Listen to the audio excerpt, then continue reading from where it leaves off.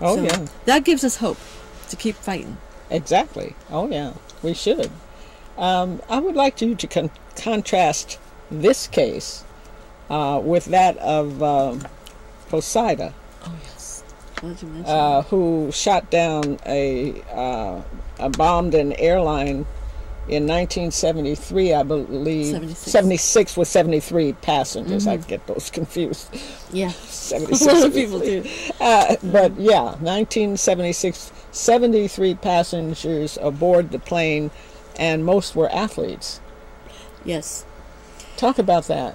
Yes. Well, the Cuban Five mission, it was, like I said, fighting the terrorism that the U.S. has financed ever since the very early 60s, 61.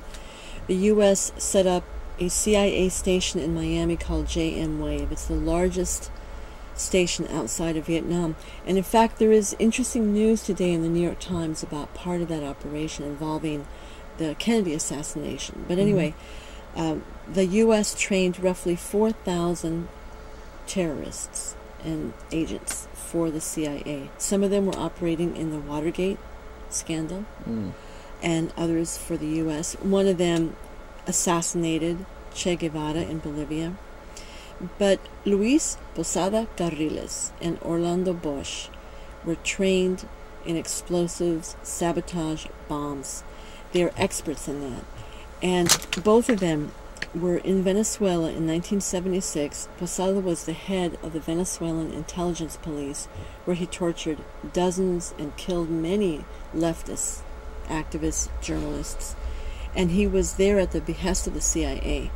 Now, who was the head of the CIA at that time? George Bush Sr. Senior, right. And so on October 6th, they paid 2 Venezuelan men, Bosch and Posada paid 2 men, to board a Cuban airliner that had 73 passengers and crew, and the whole national women's and men's fencing team were on it. They had just won all the gold medals and some other medals in the Pan American competitions in Venezuela.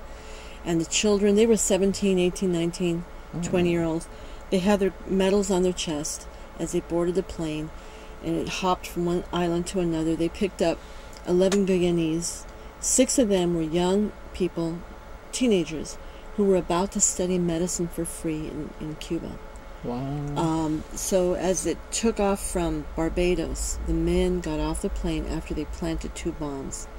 They were also CIA agents, and the plane exploded in midair 6 minutes after takeoff. The people burned up before the plane crashed into the sea. And it is absolutely known that Posada and Bosch, Posada built the bombs or created the explosives, paid the men, and they are now, those 2 men, living in Miami, the same city that tried the 5 men who were fighting those terrorists. Right. In fact, one of the Cuban Five was missioned with following Orlando Bosch to keep him from continuing attacks. So the U.S. government is fully engaged in harboring anti-Cuba terrorists. Right, and hasn't the president of Venezuela tried to have Posada extradited to stand trial? Yes. Now, they were in Venezuela. They were arrested, but Posada Carriles escaped. He's escaped several times from prison. He escaped thanks to a bribe paid by a U.S. official to the prison guards. And he was always, underground, engaging in numerous terrorist acts. Bosch came into the U.S. in 1988, and as the U.S. Justice Department was about to deport him for his terrorist history, Bush Sr. stepped in and overrode his deportation. That's why he's living free in Miami. Then come 2005, Posada enters the U.S. secretly into the Miami or in that region harbor. Right. He made his presence known about a month later. He was arrested. He's only up to now been charged with immigration fraud. But now, in March 1st, in El Paso, where he was held before, he will be put on trial for perjury in the bombings in hotels in Havana, 1997. There's another crime he was involved in. And yet, Chavez and the Venezuelan government, Right. since he arrived, have been demanding his extradition numerous times. Now it's in the Obama administration's court, and they're ignoring it. It's a world. Well, he seems to be ignoring a lot of things, like the coup d'etat in Honduras, the UN atrocities in Haiti, the Zionist atrocities in Gaza. I mean, wow.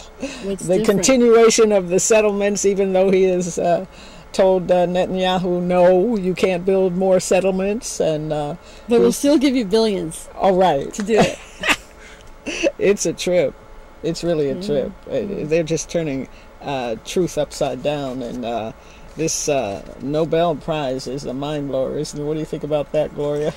Well, first, the Nobel Prize is a capitalist prize, and if you have to always remember that at the end of the Vietnam War, Kissinger was awarded I it, know. along with Le Duc Tho, who heroically refused it. Right. And who else? And Shimon Peres. Yes. I had it mixed up. I had mentioned. I thought it was the other guy, Yitzhak Rabin, but it was Shimon Peres. That was the other one that got a Nobel. I was blown away. And the clerk of South Africa, unbelievable. But They give the oppressor and the oppressed the prize. Right. Like creating an equal sign between the two. So, as Brian Becker of the Answer Coalition, which I belong to too, also said, he said the morning he was asked about the nomination or the award to Obama, he said, well, Obama has been given the prize for not being Bush, and yet he's continuing the policies of Bush. Of course, Very yes. much. Very much. He's definitely Bush continued, but it's tragic because I think the saddest part about it is that he has so pacified the people with his charm and his brilliance and his oratory that we've lost a good 9 months. I mean, we're pregnant and about to give birth, and we still have not done anything to speak of, to protest what's really going on.